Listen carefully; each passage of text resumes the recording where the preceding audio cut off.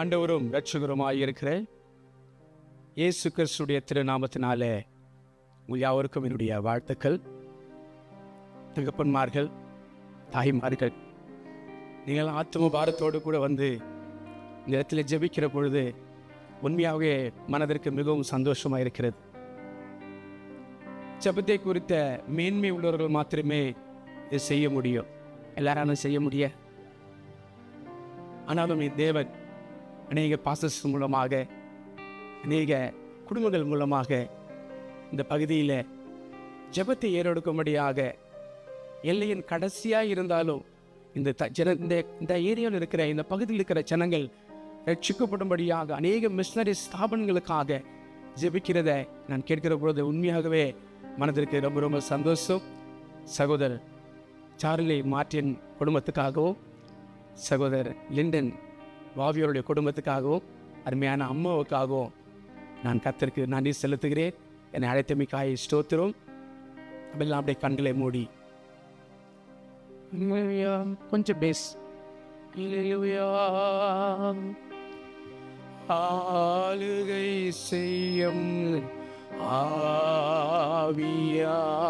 ஆவியானவரே,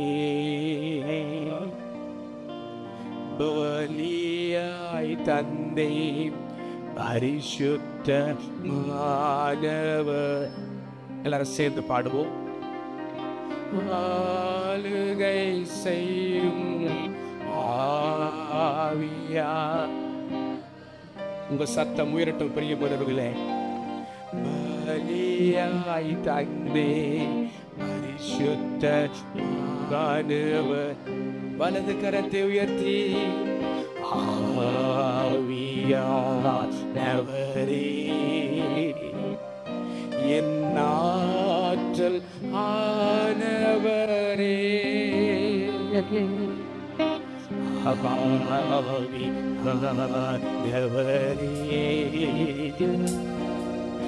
என் ஆற்றல் ஆனவரே. நினைவெல்லாம் நினைவெல்லாம் உமதாகணும், பேச்செல்லாம் உமதாகணும். என் நினைவெல்லாம் உமதாகணும், பேச்செல்லாம் உமதாகணும். நாள் முழுதும் வழி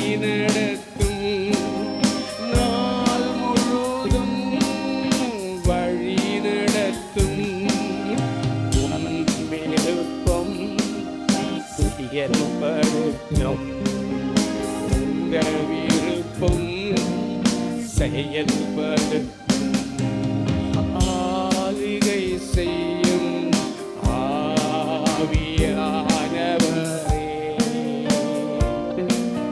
பலியாய் தந்தே பரிசுத்த மாணவரே, ஆளுகை செய்யும்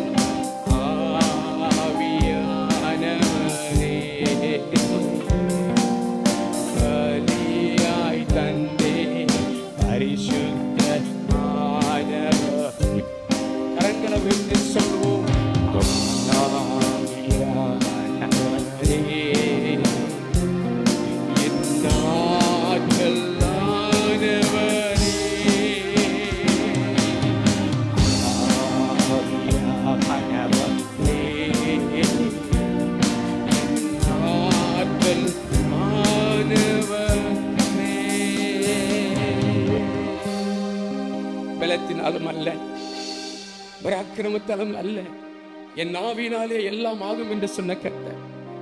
யோவான் ஸ்நானகன் சொன்னார், என் கர்த்தராகிய இயேசு கிறிஸ்து பெருகவும் நான் சிறுகவும் ஆகும். அவருடைய பாதரட்சியின் வாரியை அவிழ்ப்பதற்கு நான் எவ்வளவு வேணும் தகுதியில்லை என்று சொன்ன அந்த வார்த்தையின் வண்ணமாக அடிமையை நான் அர்ப்பணிக்கிறேன். இந்த பலிபீடத்தில் நிற்பதற்கு கொடுத்த கிருபைக்காக ஸ்தோத்திரம். அடியனை மறைத்து நீர் பேசுவீராக. ஒவ்வொருடைய உள்ளங்களையும் திறந்திரடும். பொதுமான நன்மைகளை கொடுத்து போஷித்து நீ நிரப்பி அனுப்புவீராக. இயேசு கிறிஸ்துவின் மூலம் கேட்கிறோம் அருமை பிதாவே. ஹல்லேலூயா, ஹல்லேலூயா. சும்மாவே ஒரு 1.5 மணி நேரம் பேசுவேன் என்னுடைய சபையில். எனக்கு கொடுக்கப்பட்ட நேரத்தில் நான் சரியாக முடித்து நான் சகோதரத்தில் ஹேண்ட் ஓவர் பண்ண விரும்புகிறேன். நான் ஹூப்ளியில் இருக்கிற பொழுது சகோதரர்கள் எனக்கு ஃபோன் பண்ணினார்கள்.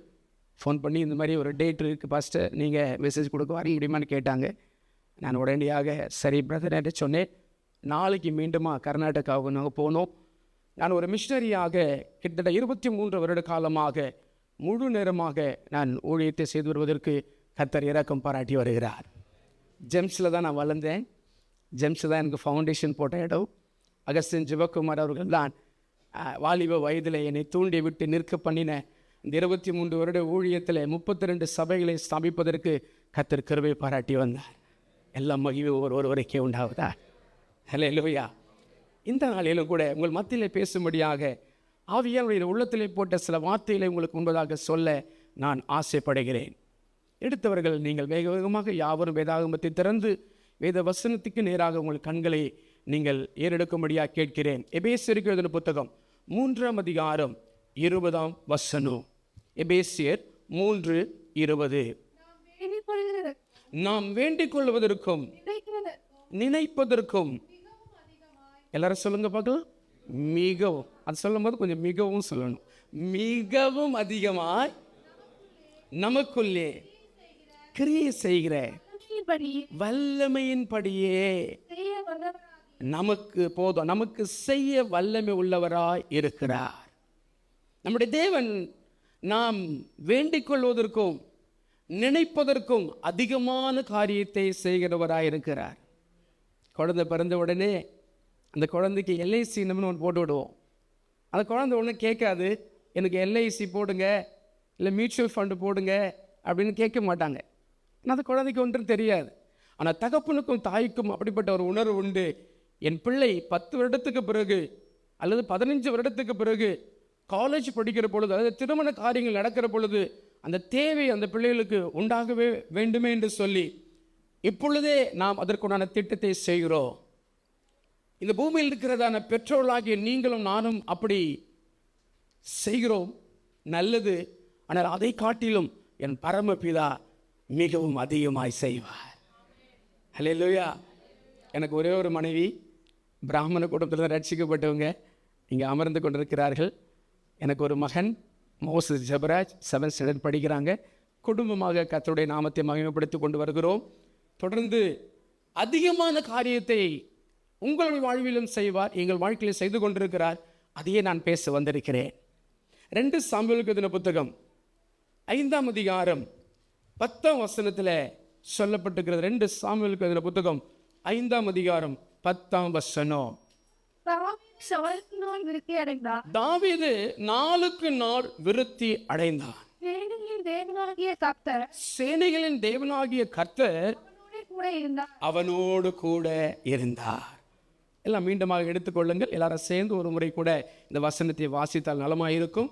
2 சாமுவேல் 5ஆம் அதிகாரம் 10ஆம் வசனம். எல்லாரும் சேர்ந்து வாசிக்கலாமா? தாவீது நாளுக்கு நாள் விருத்தி அடைந்தார். சேனைகளின் தேவனாகிய கர்த்தர் அவனோடு கூட இருந்தார். தாவீதை நீங்கள் பார்த்து என்று சொன்னால் நாளுக்கு நாள் விருத்தி அடைந்தான். ஒவ்வொரு நாளும் வளர்ச்சியை நோக்கி போய்கொண்டிருக்கிறார், பெருக்கத்தை நோக்கி போய்கொண்டிருக்கிறார், நன்மையானவைகளை அதிகமாய் பெரும்படியாய் போய்கொண்டிருக்கிறார். இதே தாவீதை குறித்து 1 நாளாகமத்தின் புத்தகம் 12ஆம் அதிகாரம் 1 நாளாகமத்தின் புத்தகம், ஐ திங்க் பிரதர் இங்கிலீஷில் விளக்காங்க, 1 Chronicle chapter 12 verse 22. 1 நாளாகமும் 12ஆம் அதிகாரம் 22ஆம் வசனத்தை வாசிக்கலாம். அக்காலத்திலே நாளுக்கு நாள் தாவீதுக்கு உதவி செய்யும் மனுஷர் அவரிடத்தில் வந்து சேர்ந்தபடியால் அவர்கள் தேவ சேனைகளை போல, எல்லாம் சொல்லுங்க பார்க்கலாம், மகா சேனையானார்கள். இப்போ ஒருவர் இன்னொருவரை கைகளை பிடித்து, உங்களுக்கு தெரியும் நாங்கள் அண்ணனுடைய பாணியில் வந்தவங்க, பீகாரில் கொஞ்சம் உருண்டவங்க. நான் லக்னோவில் தான் பைபிள் காலேஜ் முடித்தேன். கர்த்தருடைய கிருபையினால் ஒருத்தர் கொஞ்சம் பார்த்து கைகளை பிடிச்சி சொல்லுங்க, நீங்கள் மகா சேனையாய் மாறுவீர்கள். அல்லேலூயா. மகா சேனையாக உங்களையும் என்னையும் கர்த்தர் உயர்த்துவதற்கு போதுமானவராய் இருக்கிறார். தாவீது நாளுக்கு நாள் விருத்தி அடைந்து கொண்டிருந்தார். இங்கே பார்த்தோம் என்று சொன்னால், தாவீதுக்கு உதவி செய்யும் மனிதர்கள் அவனோடு கூட சேர்ந்து கொண்டார்கள். அவர்கள் சேனைகளின் தேவனாகிய கர்த்தருடைய மகா சேனையை போல அவர் பெருகி கொண்டிருந்தார்களா. நம்முடைய தேவனுடைய விருப்பமே நீங்களும் நானும் எப்பொழுதுமே பெருக்கத்திற்குரியவர்களாக இருக்க வேண்டும், அல்லது பழுகி பெருக வேண்டும். இந்த செய்தியினுடைய தலைப்பு, நீங்களும் நானும் பழுகி பெருக வேண்டும். எல்லாம் சொல்லுங்க பார்க்கலாம்.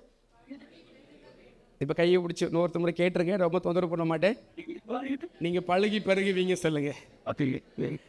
யாரோ சொல்கிறாங்க, பாஸ்டர் நான் இப்படி பழகி இருக்கிறேன், இப்படி பெருகி இருக்கிறேன். பரவாயில்ல, அது ஒரு நல்லது தான். ஆனால் கொஞ்சம் நடந்தால் கரைஞ்சிரும். ஆனால் நம்ம ஆவிக்குரிய ஜீவியத்திலும் இந்த பூமிக்குரிய நன்மைகளிலும் எல்லாவற்றையும் நாம் பழுகி பெருக வேண்டியது கர்த்தருடைய விருப்பமா இருக்கிறது. தேவனுடைய இருதயத்தின் விருப்பம் எப்படி? சில உதாரணங்களை பார்த்தா உங்களுக்கு புரியும். ஆதியாகமத்தின் புத்தகம் ஜெனசிஸ் சாப்டர் 1 verse 28. ஆதியாகமம் 1ஆம் அதிகாரம் 28ஆம் வசனம்.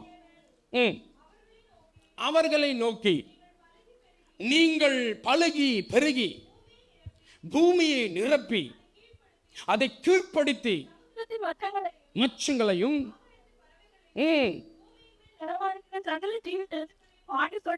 ஆண்டு கொள்ளுங்கள் என்று சொல்லி தேவன் அவர்களை ஆசீர்வதித்தார்.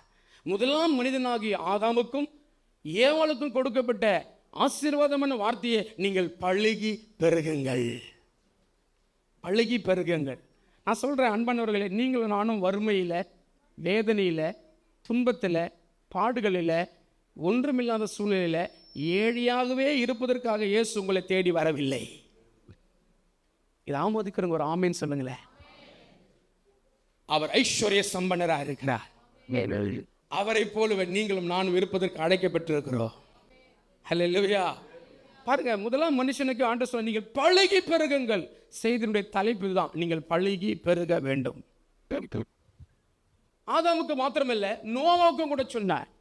நோவாவுக்கு அதே ஆதியாகமத்தின் புத்தகம் 7ஆம் அதிகாரம் 9ஆம் அதிகாரம் 9ஆம் அதிகாரம் 7ஆம் வசனம். Genesis chapter 9 verse 7. நீங்கள் பழுகி பெருகி பூமியிலே திரளாய் வர்த்தித்து விருத்தியாகுங்கள் என்றார். எப்படி ஆகணுமா? பெருகணும். ஆமென் சொல்ல கேட்கிறேன். பெருக வேண்டும். அல்லேலூயா. நோவாவுக்கும் கூட என் தேவன் இப்படித்தான் சொல்லுகிறார், நீங்கள் பழுகி பெருகுங்கள். சரி, நோவாவுக்கு மட்டுமா சொன்னாரு? வாசிங்க ஆதியாகமத்தின் புத்தகம் 12ஆம் அதிகாரம் 1லிருந்து 3 வாசிக்கலாம். ஜெனசிஸ் சாப்டர் 12 verse 1லிருந்து 3 வரைக்கும் வாசிப்போம். கர்த்தர் ஆபிரகாமை நோக்கி, நீ உன் தேசத்தையும் உன் இனத்தையும் உன் தகப்பனுடைய வீட்டை விட்டு புறப்பட்டு போ. என்ன ஜாதியாக்குவே? பெரிய ஜாதியாக்கி உன்னை ஆசீர்வதித்து உன் பெயரை பெருமைப்படுத்துவேன், நீ ஆசீர்வாதமாக இருப்பாய். உன்னை ஆசீர்வதிக்கிறவளை ஆசீர்வதிப்பேன், உனக்குள் ஆசீர்வதிக்கப்படும் என்று சொன்னார். ஆபிரகாமுக்கு கூட கர்த்தர் அழைத்து கொடுத்த வார்த்தை, உன்னை பெரிய ஜாதியாய் மாற்றுவேன். எல்லாம் சொல்லுங்க பார்க்கலாம், பெரிய ஜாதியாய் மாற்றுவேன். எப்படி மாற்றினார் அப்படின்னு பார்த்தீங்கன்னா, ஆதியாகமத்தில் அதற்குண்டான காரியத்தை தேவனே சொல்லுகிறார். வசனம் சொல்லுது, ஜெனசிஸ் சாப்டர் 13 verse 16. 13-16. ஆதியாகமும் 13ஆம் அதிகாரம் 16ஆம் வசனம். உன் சந்ததியை எப்படி பண்ணுவாரா? தமிழில் தூள்னு வருது, இங்கிலீஷில் டஸ்ட்னு வருது. டஸ்ட்டு பார்க்க முடியுமா? இப்போ இந்த ரூமுக்குள்ளே பார்த்தீங்கன்னா நீங்கள் மைக்ரோஸ்கோப்பா அதை வச்சு பார்த்தீங்கன்னா உங்களுக்கு தெரியும், கண்ணுக்கு தெரியாத நிறைய டஸ்ட்டு தெரியும். அன்பானவர்களே, ஆபிரகாமை பார்த்து சொன்னார், உங்களுடைய சந்ததியை பூமியின் தூளை போல பெருக பண்ணுவேன். அப்ப தெய்வத்தினுடைய விருப்பம் என்ன? எப்பொழுதும் நீங்கள் பெருகி இருக்க வேண்டும், வளர்ச்சி அடைய வேண்டும், விருத்தி அடைய வேண்டும், உயர்ந்திருக்க வேண்டும், மேன்மையானவைகளை கண்டடைய வேண்டும். அதுதான் அவருடைய விருப்பம். அதான் அவருடைய விருப்பம். இங்க சொல்லப்படுகிறது பூமியின் தூளை போல. இன்னொரு இடத்துல சொல்லப்படுகிறது, அதே ஆதியாகமத்தின் புத்தகம் 15ஆம் அதிகாரம் 5ஆம் வசனம், ஜெனசிஸ் சாப்டர் 15 verse 5. ஆபிரகாமை வெளியே அழைத்து, நீ வானத்தை அண்ணார்ந்து பார், நட்சத்திரங்களை என்ன உன்னால் கூடுமானால் என்ன என்று சொல்லி நோக்கி பாருங்க. ஆண்டவர் பூமியினுடைய டஸ்ட்டை காட்டுறாரு, தூளை காட்டுறாரு. ரெண்டாவது மேலே காட்டுறாரு. நம்ம இருக்கிற கேலக்ஸி மில்கிவே கேலக்ஸி. உங்களுக்கு தெரியும், பால்வெளி மண்டலத்தில் தான் இந்த அண்டத்தில் இருக்கிற பால்வெளி மண்டலத்தில் தான், மில்கிவே கேலக்சியில் தான் இந்த பூமி குடும்பம், சூரிய குடும்பம் இருக்கிறது. சூரியனே ஒரு டஸ்ட் மாதிரி தான். எத்தனை லட்சம், கொஞ்சம் ட்ரிபிள் மட்டும் கம்மி பண்ணுங்க, அடிக்குது ரொம்ப. எத்தனை லட்சம் ஸ்டார்ஸ் இருக்கு தெரியுமா இந்த கேலக்சியில் மட்டும்? போய் பாருங்க, யூடியூப்ல நிறைய வீடியோஸ் இருக்கு. அன்பானவர்களே, நட்சத்திரங்களை போல எண்ணக்கூடாத அளவுக்கு உன்னுடைய சந்ததி இருக்கும் என்று சொல்லி ஆபிரகாமுக்கு தேவன் வாக்கு கொடுத்தார். கொடுத்தது சாதாரணவர் அல்ல, இந்த அண்டத்தை உண்டாக்கினவர், இந்த பூமியை சிருஷ்டித்தவர். அதே ஆதியாகமத்தின் புத்தகம் 22ஆம் அதிகாரம் 17ஆம் வசனத்தில் சொல்லப்பட்டுகிற ஜெனசிஸ் சாப்டர் 22 verse 17, நான் உன்னை ஆசீர்வதிக்கவே ஆசீர்வதித்து உன் சந்ததியை வானத்து நட்சத்திரங்களைப் போலவும், என்னது, கடற்கரை மணலை போலவும். கடல் இருக்கிற மணலை யாராவது கவுண்ட் பண்ண முடியுமா? என்ன முடியுமா? இன்னைக்கு 850 கோடி சொல்றாங்க உலகம் முழுவதும் மக்கள் தொகை. நான் சொல்றது 2025ஆம் வருஷத்தில் இருக்கிற பாப்புலேஷன்.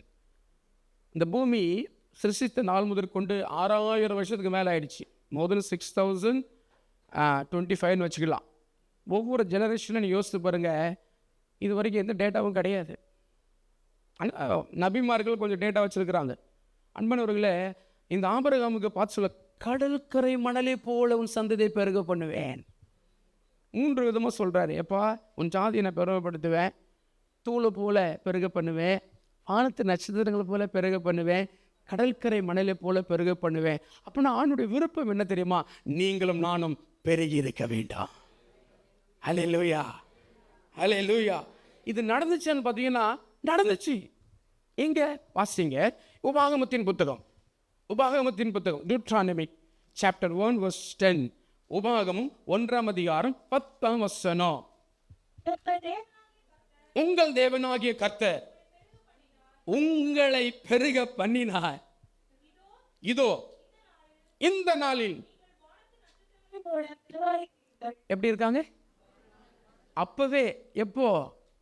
உபாகம், அதாவது கானான் தேசத்துக்குள்ளே போகல, அப்பவே வானத்து நட்சத்திரங்கள் போல இருக்கிறாங்களா அவங்கெல்லாம்? சொன்னது செஞ்சார செய்யலையா? கையை பிடிச்சி கேளுங்க, உங்களுக்கு சொன்னார்னா நிச்சயமா செய்வாரு. நம்ம நிறைய நேரங்களில் பிரச்சனை நமக்கு அதான், பழகி பெறுகிற தேவனை நோக்கி பார்ப்பது கிடையாது. அன்பானவர்களே, நான் உங்களை பார்த்து சொல்லட்டும், என் தேவன் எப்பொழுதுமே சொல்லுகிறதை மாத்திரமே செய்யக்கூடியவர் மாத்திரம் அல்ல, அவர் அதிகமாக செய்யக்கூடியவராக இருக்கிறார். நீங்கள் நினைப்பதற்கும் வேண்டுவதற்கும் அதிகமாய், நீங்கள் வேண்டுவதற்கு நினைப்பதற்கு அதிகமாய். உன் நினைவுகள் என் நினைவுகள் அல்ல, உன் வழிகள் என் வழிகள் அல்ல. ஏன்னா ஒரு வழி வானத்துக்கும் பூமிக்கும் எவ்வளவு தூரமா இருக்குதோ அவ்வளவு தூரமா இருக்கிறது. அவ்வளோ மகா பெரியவர், அவ்வளோ மகா பெரியவர். அவர் சொல்லுகிறார், உங்களை ஆசீர்வதிக்கிறதுக்கு எனக்கு என்ன பிரச்சனை? 5க்கும் 10க்கும் போய் எங்கேயும் கையை ஏந்தாதீங்க. உங்களுடைய தேவைகளை 4 சுவருக்கு முன்பதாக உள்ளே போய் முழங்கால் படியிட்டு, வானத்தையும் பூமியும் உடையவரே, என்னை கண்ணோக்கி பார், என்னை ஆசீர்வதிப்பார் என்று சொன்னவரே. ஆபிரகாமின் ஆசீர்வாதங்கள் ஆண்டவராகிய இயேசு கிறிஸ்துவின் மூலமாக எனக்கு வந்தது, உண்டாகட்டும். ஜெபம் பண்ணி பாருங்க. வரலன்னு சொல்லுங்க, இந்த ஊழியத்தை விட்டு நான் போயிடுறேன். நான் 23 வருஷமா நிறைய பேர் சவால் விட்டுருக்கிறேன். ஏன் தெரியுமா? எங்கள் அப்பா மேலே எனக்கு அவ்வளோ நம்பிக்கை. அவர் உண்மையாய் கூப்பிட்டார், மறு உத்தரவு கொடுக்கிறவராக இருக்கிறார். நல்ல கரங்களை தட்டி அந்த அப்பா ஒரு வருஷம் கூட நன்றிகளை செலுத்துவோமா? அப்பவே 1000 மடங்கு என்ன சொல்லுவாங்க, அப்பவே அவங்க நட்சத்திரங்களை போல இருக்கிறாங்க. அடுத்து கீழே வசீங்க 11ஆம் வசனம். நீங்கள் இப்பொழுது இருக்கிறதை பார்க்கிறோம். அடேங்க அப்பா, ஏற்கனவே அவன் நட்சத்திரத்தை போலதான் இருக்கிறான், அன்கவுண்டபிள்.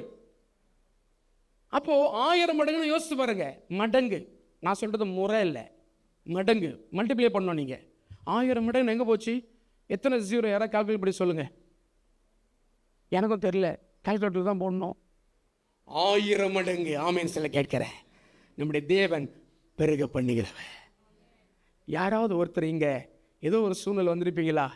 அன்பானவர்கள், உங்களை பார்த்து நான் சொல்லட்டும், இந்த வேத வசனத்தில் சொல்லப்பட்ட வார்த்தைகள் எல்லாம் உண்மையும் சத்தியமா இருக்கிறது. இது உங்களுடைய உள்ளத்திலே பிறந்து, உங்க உள்ளத்திலே வளர்ந்து, உங்களுடைய வாயில நீங்கள் அறிக்கை செய்கிற பொழுது இந்த ஆசீர்வாதங்கள் உங்களுக்கு அப்படியே உண்டாயிருக்கும். சரி, இந்த ஆசீர்வாதம் எப்படி கிடைக்குது? 2 உதாரணத்தை காட்ட போறேன். இந்த பெருக்கம் எப்படி வருகிறது 2 உதாரணத்தை காட்ட போறேன், 2 எக்ஸாம்பிள் காட்ட போறேன். அதற்கு பிறகு இந்த 2 உதாரணத்துக்கு பிறகு இன்னொரு உதாரணத்தை காட்ட போறேன். இந்த ஆசீர்வாதம் வரக்கூடாதபடிக்கு என்ன தடை பண்ணுது அதையும் காட்ட போறேன். எத்தனை பேர் என் கூட இருப்பீங்க? சரி, நம்பர் 1 எக்ஸாம்பிள். நம்பர் 1, ஆதியாகமத்தின் புத்தகம் 26ஆம் அதிகாரம், ஜெனசிஸ் சாப்டர் 26 verse 1 6 வரைக்கும் வாசிங்கப்பா. ஆதியாகமம் 26 1 வரைக்கும் வாசிக்கலாம். அல்லாமல் பின்னும் ஒரு பஞ்சம் தேசத்திலே உண்டாயிற்று. அப்பொழுது ஈசாக்கு போனான், தரிசனமாகி எகிப்துக்கு போகாமல் நான் உனக்கு சொல்லும் தேசத்திலே குடியிரு, இந்த தேசத்திலே வாசம் பண்ணு, இருந்து ஆசீர்வதிப்பேன், உனக்கும்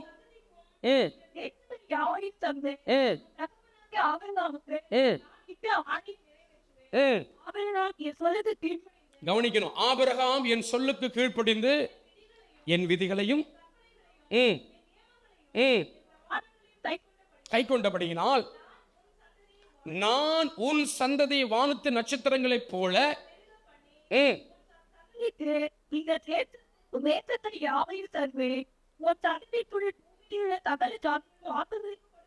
6ஆம் வசனத்தை எல்லாரும் சேர்ந்து வாசிக்கலாம்.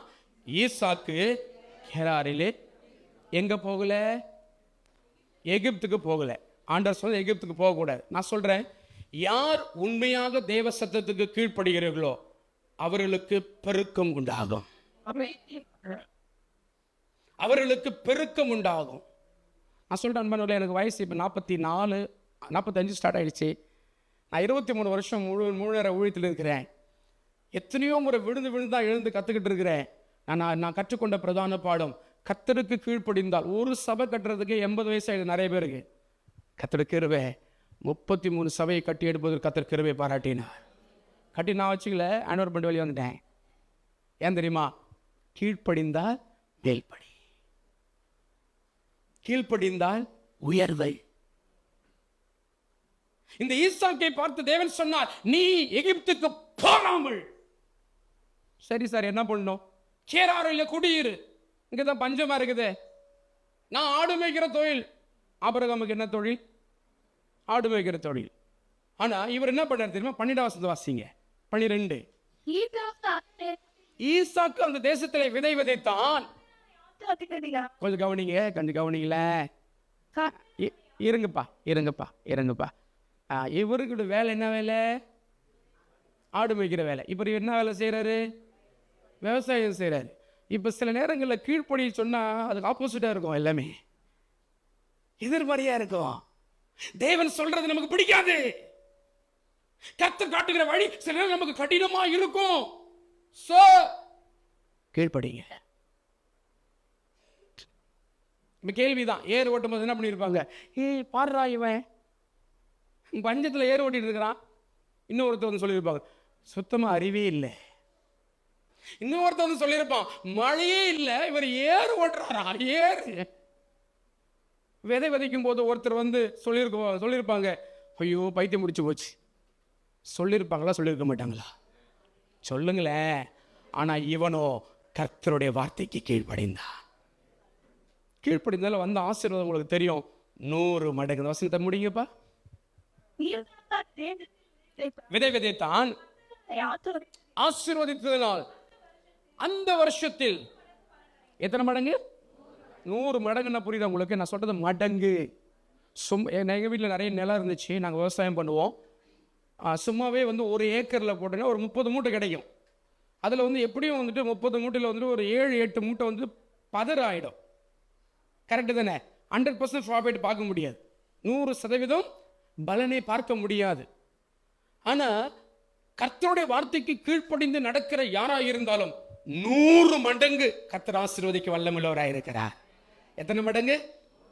இப்போ ஒருத்தர் இன்னொருத்தர் கைப்பிடிச்சு சொல்லுங்க, உங்களையும் 100 மடங்கு கர்த்தர் ஆசீர்வதிப்பார். இப்போ சொல்லும் போது கொஞ்சம் சிரிச்சுட்டு சொன்னது நல்லா இருக்கும். நீங்க கோபம் சொன்னீங்கன்னா ஒன்றும் அது வேலை செய்யாது. 100 மடங்குகளை அல்லேலூயா. கீழே வாசிங்க. அவன் ஐஸ்வர்யவனாகி என்ன பண்ணா? வர வர விருத்தி அடைந்தான், மகா பெரியவனானான். கீழே வாசிங்கப்பா.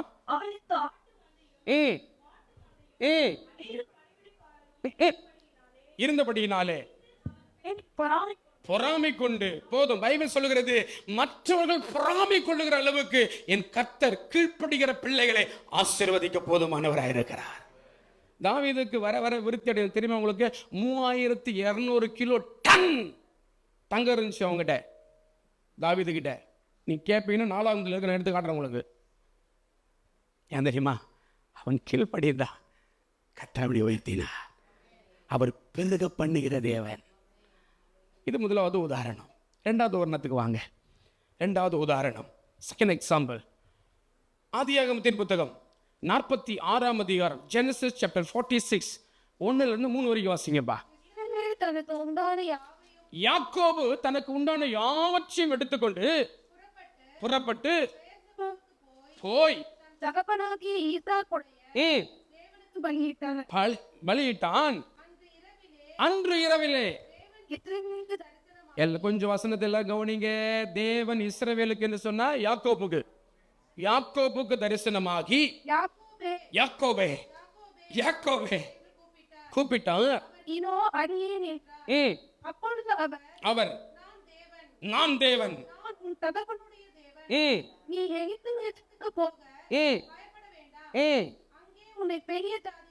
சத்தம் ஒரு ஆமீன் சொல்லுங்க. அங்கே உன்னை ஈசாக்கு சொன்னாரு எகிப்துக்கு போக வேண்டான்னு, யாக்கோபுக்கு சொன்னாரு எகிப்துக்கு போனாரு. இப்ப கேள்விதான், ஆண்டவர் குழப்பமா நம்ம குழப்பமா? யாரு குழப்பவாதி? நம்ம குழப்பவாதியா? இல்லையா? கரெக்டு.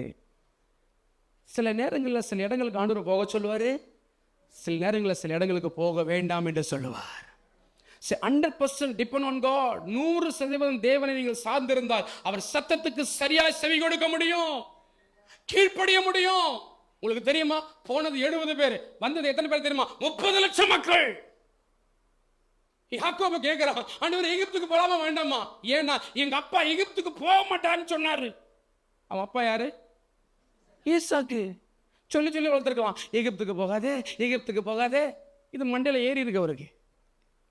ஏசாவுக்கும் யாக்கோபுக்கும் மனதில் ஆழமா பதித்து போயிருக்கிறது. ஆனா கர்த்தர் சொன்னார், நீ எகிப்துக்கு போ.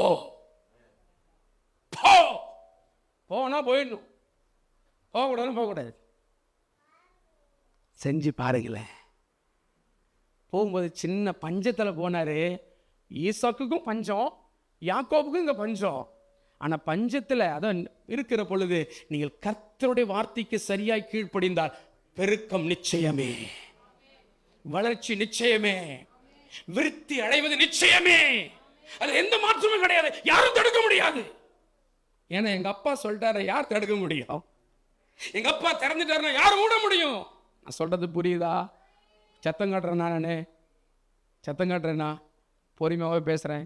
அம்மா மாதிரிலாம் இருக்கிறாங்க, கம்பெடுத்து அடிச்சு விடுவாங்க. அல்லேலூயா. சரி, உங்களுக்கு தெரியும், நடந்த சம்பவங்கள் தெரியும். வாசிக்க யாத்திராகமத்தின் புத்தகம்.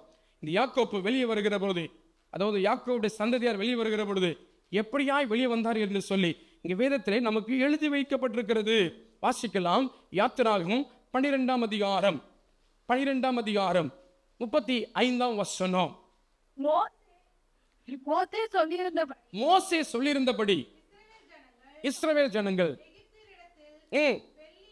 வெள்ளி உடைமைகளையும் பொன்னுடைமைகளையும் கேட்டார்கள். கர்த்தர் ஜனங்களுக்கு எகிப்தியரின் கண்களில் தயவு கிடைக்கும்படி செய்ததனால் அவர்களுக்கு கொடுத்தார்கள். எப்படிட்டாங்களா? சத்தமா சொல்லுங்க பெரியமானவர்களே. கொள்ளையிட்டார்கள். வெள்ளுடைமைகளையும் பொன்னுடைமைகளையும் இந்த யாக்கோப்பின் சந்ததியார் கொள்ளையிட்டார்கள். நான் சொல்றேன், கீழ்ப்படிஞ்சீங்கன்னா எல்லாம் உங்களுக்கு உரியதுதான். வேற அதானி அம்பானி இவங்கெல்லாம் செய்யறாங்க தெரியுமா? இதெல்லாம் நமக்கு தான். நம்ம மட்டும் பெரியங்களாவே வரமாட்டேங்கிறோம். அதான் பிரச்சனை. நமக்கு பிரச்சனை தெரியுமா? ஒரு நண்டு மேலே ஏறினா இன்னொரு நண்டு பிடிச்சி இழுக்குது. அதான் பிரச்சனை. ஆனால் இன்றைக்கு நான் மாற வேண்டும். ஆமீன் சொல்ல கேட்கிறேன். அல்லேலூயா. சரி, கீழ்ப்படியவர்களுக்கு தான் இந்த உயர்வு. ஆனால் கீழ்ப்படியாமல் போகணுன்னு வச்சுங்களேன், அதனுடைய பாதிப்பு ரொம்ப அதிகம். பிரியமானவர்கள், நிறைய சம்பவம் இருக்குது. ஒரு சில சம்பவங்களை மாத்திரம் உங்களுக்கு நான் கோடிட்டு காட்டும்படியாய் கர்த்தருடைய ஆவியானவர்களை ஏவப்படும். இப்போதான் என் செய்தி ஸ்டார்ட் ஆகுது. பரிசுத்த ஆவியானவர் என் உள்ளத்தில் போட்டதை நான் உங்களுக்கு முன்பாக சொல்ல ஆசைப்படுகிறேன்.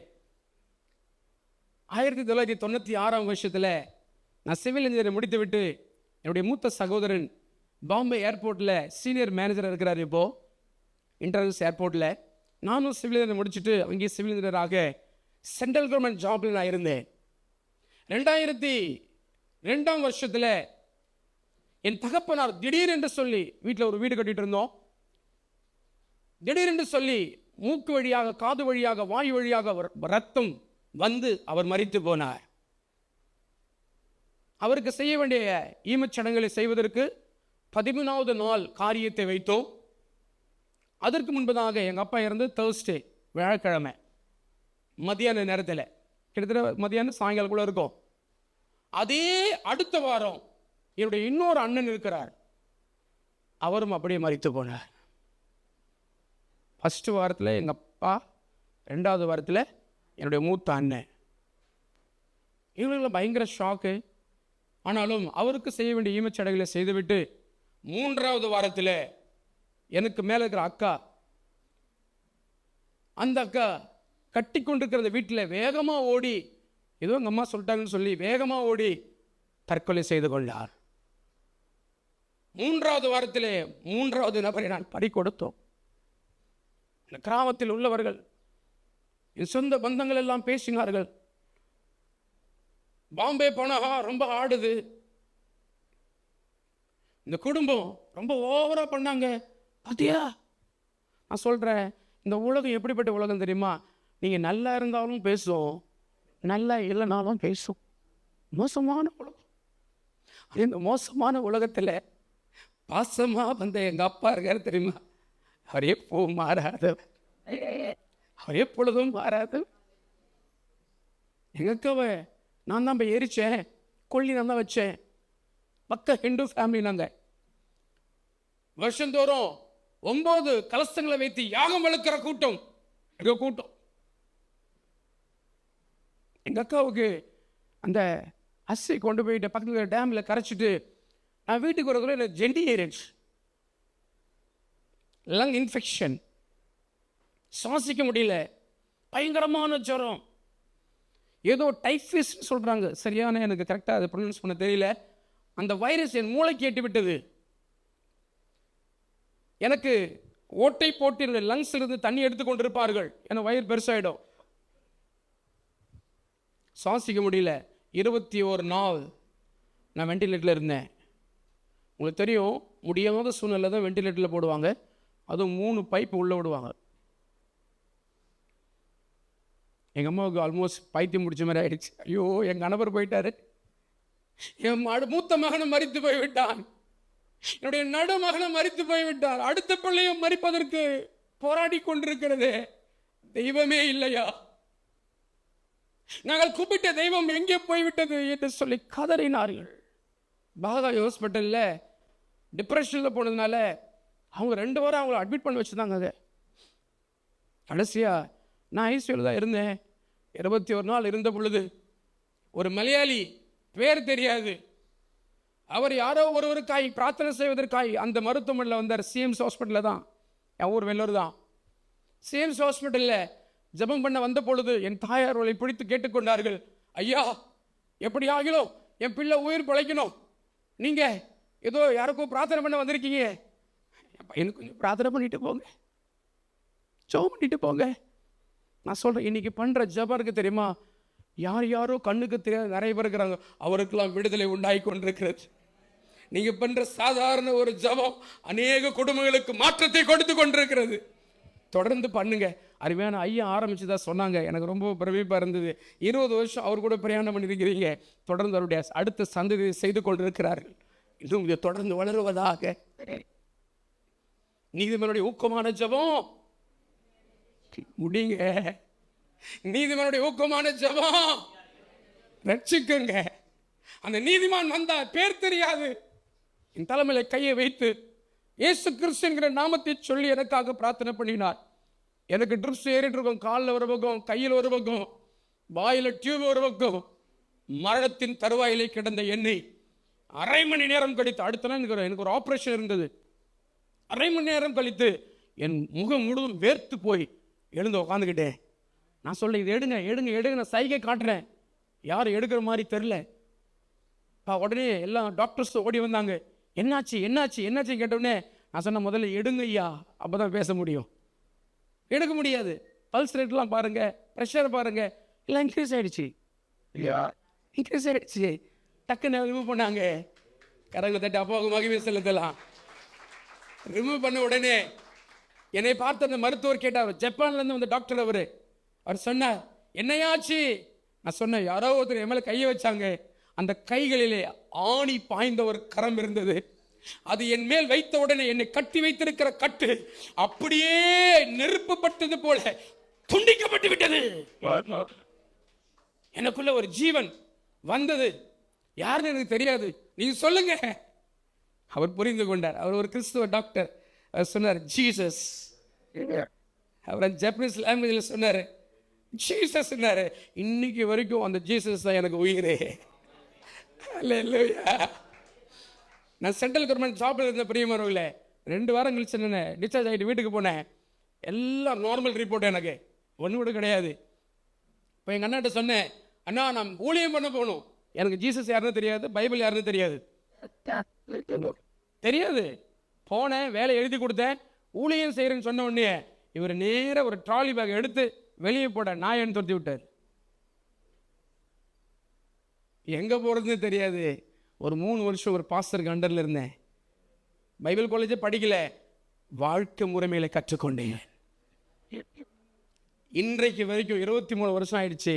கர்த்தருடைய வார்த்தைக்கு நான் கீழ்ப்படிஞ்ச அப்பா என்னை பார்த்து சொன்னார், நான் உன்னை உயிரோடு எழுப்புனதுக்கு காரணமே ஒன்றா மாதிரி நிறைய பேர் இருக்கிறாங்க. சகோதரர் வாவி சொன்னாங்க, நான் மருத்துவமனைனா ஓடிடுவேன், வியாதி உள்ளவனா எவ்வளோ கஷ்டம் செலவுப்படியாக போயிடுவேன், எனக்கு கடைசி நேரத்தில் சுவிசேஷம் சொல்லிடலாமே. 84 வயசு ஒரு பாட்டி. அடுத்த வாரம் நாங்கள் சேலம் போகிறோம். மேட்டூர் தாண்டி ஒரு இடத்துல வீரப்பனுடைய வீடு, அங்கே போய் ஒரு பாட்டி அம்மாவுக்கு ஞானஸ்தானம் கொடுக்க போகிறோம். 2 மாதத்துக்கு முன்னாடி போன செப்டம்பரில் ஆந்திரா போயிருந்தோம். அங்கே போய் ஒரு 4 பேருக்கு ஞானஸ்தானம் கொடுத்தோம். ஹூப்ளி கர்நாடகா போயிட்டு இருக்கிறேன். தொடர்ந்து அங்கே சில ஒரு சிலருக்காக ஊழியம் செய்வதற்காக போய் கொண்டிருக்கிறோம். அன்பானவர்களே, நான் ஏதோ என்னை மிகைப்படுத்துவதற்காக அல்ல, கீழ்ப்படுகிற மனிதனுக்கு கர்த்தர் பெரிய பெருக்கத்தை கொடுக்கிறார். அது ஊழியமாக இருக்கட்டும், அல்லது உங்களுடைய குடும்பமாக இருக்கட்டும், அல்லது உங்களுடைய சந்ததியாக இருக்கட்டும், கீழ்ப்படுகிறவர்களுக்கு மேன்மை உண்டாகும். ஆனால் நிறைய நேரங்களில் நம்ம கீழ்ப்படிய முடியறதுல தான் பிரச்சனை. ஒரு புத்தகத்தை நான் காட்ட போகிறேன், உங்களுக்கு தெரியும். ஆனால் தெரியாத கோணத்தில் ஆவியானவர் உங்களுக்கு உதவி செய்வார் என்று விசுவாசிக்க. எடுத்து வாசிக்கலாம். யோனாவின் புத்தகம். எல்லாருக்கும் தெரியும் பாஸ்டர் இந்த கதை அப்படின்னு சொல்லுவீங்க. ஆனால் இந்த யோனாவுடைய உள்ளான மனிதன் இருக்கிறதான பார்வையை கொஞ்சம் நீங்கள் பார்ப்பீர்கள், நலமாக இருக்கும். யோவான் 1 அதிகாரம் 1 வசனம். அமித்தாயின் குமாரனாகிய யோராமுக்கு கர்த்தருடைய வார்த்தை உண்டாகி அவன் எழுந்து பாலநகரமாகிய தீவிக்கு போய் அதற்கு விரோதமாக பிரசங்கி அவருடைய அக்கிரமம் என் சமூகத்தில் வந்து என்றான். அப்பொழுது யோனா சமூகத்திலிருந்து விலகி தீசுக்கு ஓடி போகும்படி எழுந்து யோப்பாவுக்கு போதும். கதை உங்களுக்கு தெரியும், இந்த யோனாவை பற்றி உங்களுக்கு தெரியும், நான் அதை பற்றி பேச வரவே இல்லை. கீழ்ப்படியில் என்னென்ன பிரச்சனை வரும்? நான் இந்த புத்தகத்தில் 36 விதமான பிரச்சனைகளை நான் தியானம் பண்ணியிருக்கிறேன். யோனாவுக்கு எத்தனை பிரச்சனை இருந்துச்சு? 36 விதமான பிரச்சனை இருக்குது இந்த யோனா புத்தகத்தில். நீங்கள் போய் படிச்சுடுங்க. நான் ஒரு கொஞ்சம் மட்டும் காட்டி கொடுத்துறேன். எனக்கு டைம் கேட்டால் 10 more minutes. நம்பர் 1, தேவனுடைய சத்தத்துக்கும் அவருடைய வார்த்தைக்கும் நாம் கீழ்ப்படியாமல் போனால் என்ன நடக்கும்? என்ன நடக்கும்? நம்பர் 1, அந்த 3ஆம் வசனத்தை வாசிங்க சகோதரர். விலகி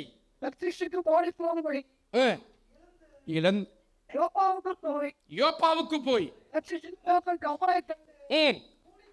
மார்க் பண்ணுங்க. அதை என்ன கொடுத்து அப்படியே டிக்கெட் வாங்கியிருக்காரு. சரி, அவர் டிக்கெட் வாங்கினார்ல, போய் சேர்ந்தாரா? போய் சேர்ந்தாரா? கீழ்ப்படியில் முதலாவது உங்களுக்கு பணத்தில் பிரச்சனை வரும். யார் கர்த்தருடைய வார்த்தைக்கு கீழ்ப்படியாமல் இருக்கிறீர்களோ அவர்களுக்கு முதலாவது அடி ஃபைனான்ஷியலி வரும். டிக்கெட் வாங்கினார்ல, வாங்கின டிக்கெட்டு பிரயாணம் பண்ண ஆரம்பிச்சாரு. ஆனால் கடைசி வரைக்கும் போய் சேர்ந்தாரா? இல்லை. கூலி மார்க் பண்ணிக்கிடுங்க. நம்பர் 1, நாம் கீழ்ப்படியாமல் போனால் பிரியமானவர்களே நிறைய நமக்கு பொருளாதாரத்தில், அதாவது மணி ப்ராப்ளம் வரும், ஃபைனான்ஷியல் ப்ராப்ளம் வரும். நம்பர் 1. நம்பர் 2, 4ஆம் வசனம், பெருங்காட்சி வரவிட்டார், அதனால் மார்க் பண்ணுங்க, பெரிய கொந்தளிப்பு. கீழ்ப்படியலைன்னா அன்ஸ்டேபிள் மூமெண்ட் இருக்கும் உங்கள் வாழ்க்கையில். குழப்பமாகவே இருப்பீங்க எப்பயுமே. உங்கள் மைண்ட் எப்பவுமே அப்படியே ஏதோ ஒன்று, இங்கே வா அங்கே வா, போகலாமா போகக்கூடாதா, செய்யலாமா செய்யக்கூடாதா, கன்ஃபியூஷனில் இருப்பீங்க. கொந்தளிப்புற தெரியுதா உங்களுக்கு? கப்பல் தண்ணி மேலே இருக்குது, தண்ணி கொந்தளிக்குது, கப்பல் என்ன பண்ணுது? ஸ்டேபிளாக இல்லை, நிலையான ஸ்பீடில் அது போல. நான் சொல்கிறேன், கீழ்ப்படியலைன்னா நம்முடைய மைண்டும் அப்படி தான் இருக்கும். 2வது பிரச்சனை, பெரிய கொந்தளிப்பு வரும். 3வது கீழ்ப்படியாமல் என்ன நடக்கும்? 3வது 5ஆம் வசனத்தை வாசிக்கலாம். செய்து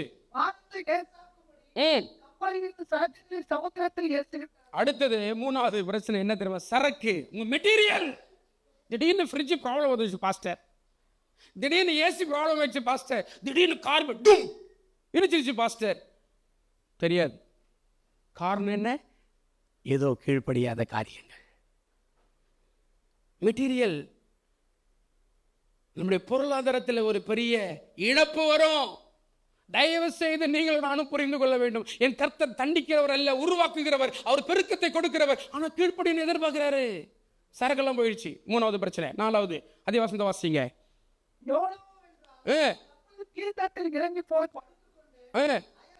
எல்லாம் சொல்லுங்க பார்க்கலாம், சத்தமாக சொல்லுங்களேன். யாரெல்லாம் கீழ்ப்படியிலோ அவங்கெல்லாம் ஒன்றா நம்ம சோம்பேறியாக இருப்பாங்க, தூங்கு மூஞ்சியாக இருப்பாங்க. உடனே நீங்கள் ஒருத்தர் பார்க்கக்கூடாது. நீங்கள் கையை பிடிச்சிக்கலுங்க, நான் உங்களை பற்றி பேசவே இல்லை சொல்லியிருக்க சொல்லி, உங்களை பற்றி நாங்கள் பேசவே இல்லை. காலில் ஜெபம் பண்ணுங்க. ஐயோ ஒரு மாதிரி தூக்கமாக இருக்குது, தள்ளுதே, தள்ளும். ஏன் தள்ளுதுன்னா, கீழ்ப்படிய காலை தோறும் என் கிருபை புதிதாக இருக்கும், அதிகாலையில் தேடுகிறவன் என்னை. ஐயோ எங்க தேடுறோம்? தூக்கம் தான் வரும். அப்படின்னு என்ன அர்த்தம்? நான் சொல்ல, பைபிள் சொல்லுது. எத்தனாவது பிரச்சனை? சத்தமாக சொல்லுங்களேன். இப்படி சொல்லிட்டே போவோம். 36 பிரச்சனை இருக்குதுல்ல. 30 கொஞ்சம் மட்டும் சொல்கிறேன். அடுத்தது 8ஆம் வசனம், நோக்கி சொல்ல வேண்டும். தொழில் என்ன? 4 கேள்வி இருக்குதுங்க. நீங்க கீழ்ப்படியெல்லாம் கண்டவன உங்களை கேள்வி கேட்பான். எந்த ஊரு? எந்த ஜாதி, எந்த தேசம், அடேங்க அப்பா, எந்த கோத்திரம், கையை பிடிச்சி கேளுங்க, உங்களை தான் கேள்வி கேட்பாங்க. சும்மா கேட்டு வைங்க, பயம் வரட்டும், உங்களை தான் கேள்வி கேட்பாங்க. ஐயா தேங்க்யூ. கீழ்ப்படியல்னா இந்த தமிழில் சொல்லுவாங்க, கண்ட நாயெல்லாம் கேள்வி சொல்லுவாங்கல்ல, தப்பா எடுத்துக்காதீங்க பெரியவங்க. நான் சின்ன பையன் தான் வளருனா தயவுசெய்து என்னை கரெக்ஷன் பண்ணுங்க. நான் இப்போவும் என்னை மாற்றிக்கொள்வதற்கு ஆயத்தமாக இருக்கிறேன். புரிஞ்சுக்கிறதுக்காக சொல்கிறேன். கீழ்ப்படியல்னா கண்டவர்கள் உங்களை கேள்வி கேட்பார்கள். எத்தனாவது பிரச்சனை? 6 5 நீங்களே கணக்கு போட்டுக்கிடுங்க. ஓகே, அடுத்தது 8ஆம் வசனம். போதும்பா. அடுத்த வசனம் 11. போதும். 4ஆம் வசனத்துல பெரிய கொந்தளிப்பு. 11ஆம் வசனத்துல அது சொல்லுங்களேன். வசனத்தை தான் கேட்கிறேன் நானே. இன்க்ரீஸ் ஆகுது பிரச்சனை. கீழ்ப்படியாம இருந்துட்டே இருந்தீங்கன்னா பிரச்சனை அதிகமாகும். இதை சொல்றதுக்கு அவங்கள கூட்டு வந்தாங்க பாஸ்டர். எங்களை ஏதாவது கொஞ்சம் தேத்தி அனுப்பின்னு பார்த்தா இந்த வாவி பிரதர் எதுக்கு தான் என்னை கூட்டு வந்தாருன்னு தெரியல. எனக்கு திட்டாதீங்க. உள்ள போட்டதை வெளியில கொடுக்குறேன். இங்க போட்டது இல்லை. இதெல்லாம் நாலேஜ், ஹெட் நாலேஜ் தேராது. இங்க போடுறதும் தேரும். ஆமென் சொல்ல கேட்கிறேன். ஹல்லேலூயா.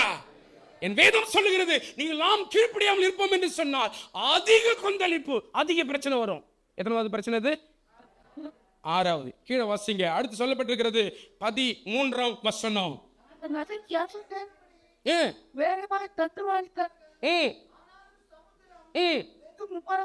மார்க் பண்ணிக்கிடுங்க. என்ன ஆயிடுச்சு? இன்க்ரீஸ் ஆகுதா இல்லையா? பிரச்சனை பெருகுதா இல்லையா? இந்த ஆள் ரொம்ப மோசமான ஆள். ஏன் தெரியுமா? கீழ்ப்படிது. என்ன பிரச்சனை? கீழ்ப்படிய வேண்டியது என்ன? இப்போ கப்பல்காரருக்கு தெரிஞ்சு போச்சு. என்ன தெரிஞ்சு போச்சுன்னா, எப்போ உன்னால தான் பிரச்சனை. இப்போ யோனா ராஜா, அவர் தான் கேப்டன். அவன் சொல்லலாம், கப்பல்காரரே என்னை கொண்டு போய் எங்கே விடுங்க, நினைவேல விடுங்க அப்படின்னா விட்டுருக்க மாட்டாங்களா? விட்டுருப்பாங்க. இல்லைன்னா வச்சுக்க, அந்த கப்பலில் லைஃப் போட்னு ஒன்று இருக்கும், அதை கொடுத்துருங்க, நான் போகிறேன்னு சொல்லியிருக்கலாம் வேண்டாமா? ஆனால் அவன் சொல்கிறான், என்ன தூக்கி கடலில் போட்டுருங்க. அப்படி என்ன அர்த்தம்? செத்தான சாவினை தவிர அங்கே போக மாட்டேன். எதை குறிக்க தெரியுமா? அடமன் கேரக்டர், பிடிவாதம். கீழ்ப்படியாமல் இருப்பதற்கு அநேகருக்கு இருக்கிற பிடிவாத குணங்கள் தான் நமக்கு பிரச்சனையை அதிகப்படுத்தி காட்டுகிறது. இன்னைக்கு ஏங்க கிறிஸ்துவ பிரச்சனை இருக்கிறான்? நமக்கு தான் ஐயோ பிரச்சனை. ஏன் ஐயோ பிரச்சனை? இயேசு கிறிஸ்துவின் நாமத்தினால் சொல்லுகிறேன், இந்த பிரச்சனையை மிதிப்பதற்கு தான் கர்த்தர் பலனை கொடுத்திருக்கிறார். பிரச்சனை மேற்கொள்வதற்கு தான் கர்த்தர் பலனை கொடுத்திருக்கிறார். எப்ப பார்த்தாலும் ஏ ஹலோ, விசுவாசம் குறை சொல்லாதீங்க. அவன் பாவம், அப்புறாணி. உண்மைதானே? சொல்லுங்க. பிரச்சனை யாரும் இல்லை. பாவத்துக்கு இங்கிலீஷ்ல பேர் சொல்லுங்க பார்க்கலாம். சொல்லுங்களேன், சத்தமா சொல்லுங்களேன். SIN. எஸ்னா எஸ், நோனா நோ. நடுவில் யாரு? ஐனா நான் தான் பிரச்சனை. இந்த பாவி தான் பிரச்சனை. எதுக்கு எஸ் சொல்றதுன்னு தெரியல, எதுக்கு நோ சொல்றதுன்னு தெரியல. நம்ம தான் பிரச்சனை. அவன் பாண்டு அவன் கிடக்குறான். எப்போ பார்த்தாலும் என்னைய கூப்பிடுறாங்களே அண்ணவரே. போதும்னு நினைக்கிறேன். அடுத்து என்ன பிரச்சனை வந்துருச்சு அவருக்கு? வெகு மும்புறமாக சமுதிரம் கொந்தளித்தது. அன்பானவர்களே, நான் உங்களை காயப்படுத்துறதுக்காக, உங்களை குற்றப்படுத்துறதுக்காக வரல. இந்த பலிபீடம் உருவாக்குவதற்காகத்தான் கொடுக்கப்பட்டிருக்கிறத தவிர உடைப்பதற்காக இல்லை. ஆனால் சில நேரங்கள் கர்த்தர் உடைத்து உருவாக்குவார். விட்டுக்கொள்ள 2ஆம் அதிகாரத்தில் அவ்வளோ பிரச்சனை இருக்குது. நீ வீட்டில் போய் வாசித்து பாருங்க. டைம் ஆயிடுச்சு. நான் ஒரு 20 பிரச்சனை பற்றி பேச நினச்சேன். ஒன்று 2 மட்டும் கடி கொடுத்துட்டுமா? கரெக்டாக 5 மினிட்ஸ் இருக்குது. வாசிங்க. 2ஆம் அதிகாரம் 2ஆம் வசனம். கீழ்ப்படியலைன்னா நெருக்கம் வரும். என்ன வரும்? வெகு மும்பரமாக கொந்தளிச்சதில்ல, இங்கே நெருக்கம் வந்துருச்சு.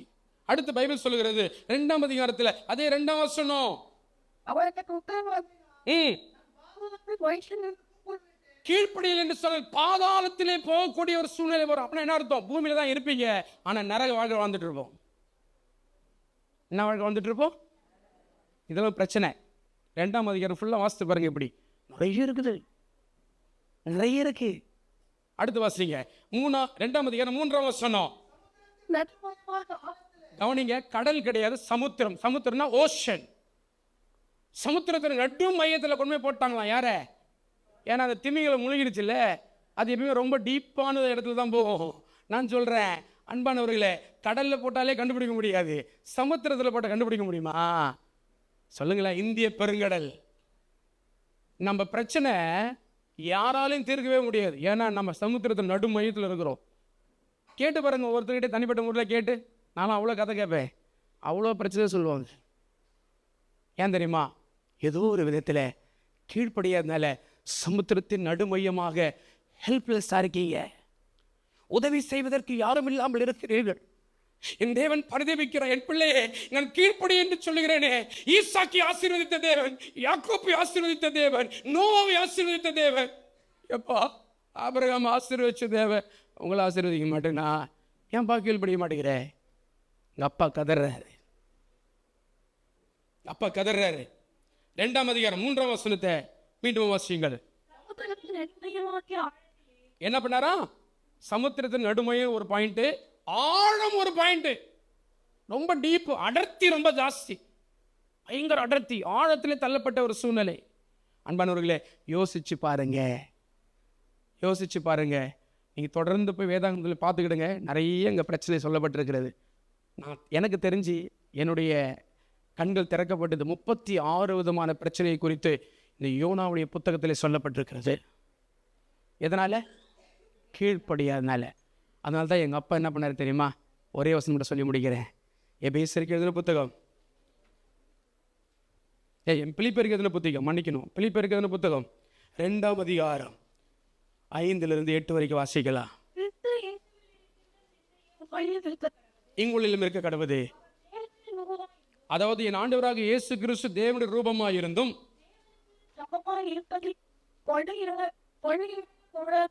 எண்ணாமல் தம்மை தாமே வெறுமையாக்கி, கவனிங்க, அடிமையின் ரூபம் எடுத்து மனுஷ சாயலானார். அவர் மனுஷ ரூபமாய் காணப்பட்டோம், மரண பரியந்தமோ கீழ்ப்படிந்தவராகி. எல்லாம் சத்தம் ஒரு ஆமீன் சொல்லுங்க. எங்க அப்பா ரோல் மாடல், இயேசு ரோல் மாடல். 1ஆம் ஆதாம் கீழ்ப்படியவில்லை, 2ஆம் ஆதாமாகிய இயேசு கிறிஸ்து சொன்னார், மரண பரியந்தம் தன்னை தாழ்த்தி கீழ்ப்படிந்தார். இன்னைக்கு உங்களை பார்த்து ஆவியானவர் கேள்வி கேட்கிறாரு. நீங்களாம் கீழ்ப்படிந்தீங்கன்னா இன்றைக்கு உங்களுடைய வாழ்க்கையில எல்லா கதவுகளும் திறக்கப்படும், பஞ்சங்கள் மாறும், பெருக்கம் உண்டாகும், வர வர விருத்தி அடைவீர்கள், மேன்மையை கண்டடைவீர்கள், நன்மையானதை கர்த்தர் கொடுப்பா. எல்லா கண்களை மூடலாம்.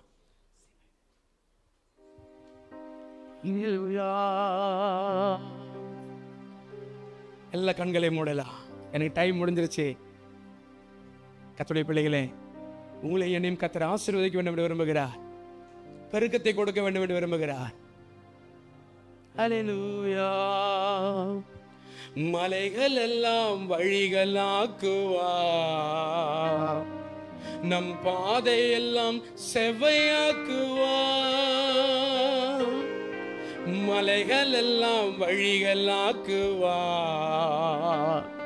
நம் பாதையெல்லாம் செவ்வையாக்குவார். கலங்காதே, திகையாதே, நிச்சயமாகவே முடிவு உண்டு. கலங்காதே, திகையாதே, நிச்சயமாகவே முடிவு உண்டு. அவர்களின் தேவன், அவர் ஈசாக்கின் தேவன், யாக்கோபின் தேவன், அவர் நம்முடைய தேவன். அவர்களின் தேவன், அவர் ஈசாக்கின் தேவன், யாக்கோபின் தேவன், அவர் நம்முடைய தேவன். மலைகள் எல்லாம் வழிகளாக்குவார், நம் பாதையெல்லாம் செவ்வையாக்குவார். மலைகள் எல்லாம் வழிகளாக்குவார், நம் பாதையெல்லாம் செவ்வையாக்குவார். பெரிய பர்வதமே மாத்திரும், செருவாம் முன்னே சமமாகுவார். பெரிய பர்வதமே எம்மாத்திரும்,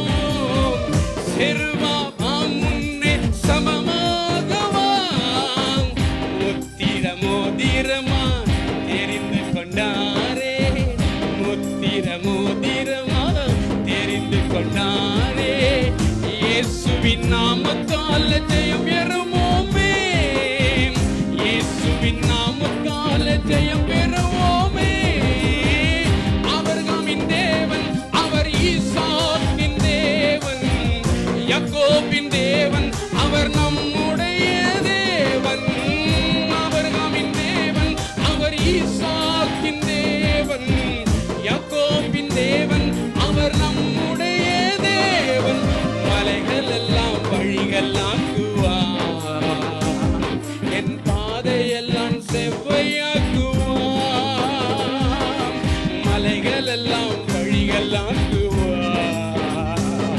என் பாதையெல்லாம் செவையாக்குவார். எல்லாம் 2 கரங்களை உயர்த்தி கொள்ளலாம். உங்களுக்கு ஒரு சின்ன ஜெபத்தை நான் ஏறெடுக்க விரும்புகிறேன். உங்களோட நான் வயசுல சின்னவன் தான், ஆனா கர்த்தருடைய அபிஷேகத்தில் நான் சொல்றேன் பிரியமானவர்களே, ஆவியானவர் சொல்லுகிறார், என் ஜனங்கள் வேதனைக்குள்ளாய் இருக்கிறார்கள், என் ஜனங்கள் துக்கத்தில் இருக்கிறார்கள், என் ஜனங்கள் வழி தெரியாமல் திகைத்துக் கொண்டிருக்கிறார்கள். என் ஜனங்களுக்கு போய் சொல், என் வார்த்தைக்கு கீழ்ப்படிய சொல், நான் பெருக்கத்தின் தேவன், பழுகி பெருக பண்ணக்கூடிய தேவன், வர வர விருத்தி அடைய பண்ணுகிற தேவன். எந்தெந்த காரியத்துல கீழ்ப்படியாம இருக்கிறோம் கரங்களை உயர்த்துங்க. நம்ம பண்ற பிரச்சனை அந்த பிள்ளைகளுக்கும் பிரச்சனை. நான் சொல்ற தலைமுறை தலைமுறையா இந்த வித்து வர வேண்டாம், வர வேண்டாம்.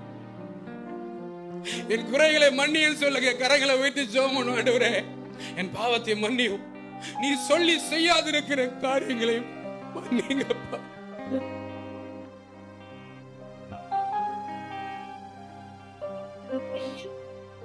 சில நேரங்கள்ல நீங்க காட்டுற பாதை கடினமா தான் இருக்கு, ஆனா அந்த பாதையில போறதுக்கு காரணமே நான் உபத்திரவப்பட்டது நல்லது. ஏனில் கர்த்தருடைய பிரமாணங்களை கற்றுக்கொண்டு நான் உபத்திரப்படுவதற்கு முன்பதற்கு வழி தப்பி தெரிந்தேன். இப்போது நல் வழியிலே நடக்கிறேன். உங்களை நல்ல வழியில் நடத்துற கர்த்தர் பெரியவர்.